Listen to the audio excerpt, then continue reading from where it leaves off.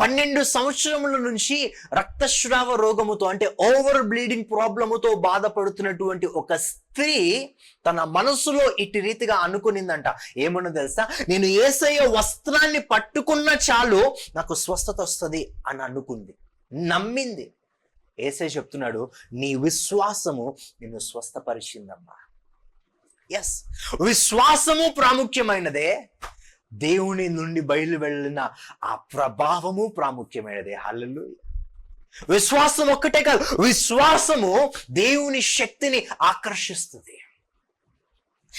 ఈ స్త్రీ యేసయ్య వస్త్రపు చెంగును పట్టుకున్నప్పుడు, యేసయ్య వస్త్రాన్ని తాకినప్పుడు యేసయ్య వస్త్రంలో నుండి ఒక ప్రభావము ఆమెలోనికి వెళ్ళిందంట, ఒక శక్తి ఆమెలోనికి వెళ్ళిందంట. దానికి అర్థం ఏంటో తెలుసా? నీ విశ్వాసము దేవుని శక్తిని అట్రాక్ట్ చేస్తుంది. Because faith is like a magnet. ఒక అయస్కాంతంలా పనిచేస్తుందంట విశ్వాసము. దేనిని ఆకర్షిస్తుందో తెలుసా? దేవుని శక్తిని ఆకర్షిస్తుంది.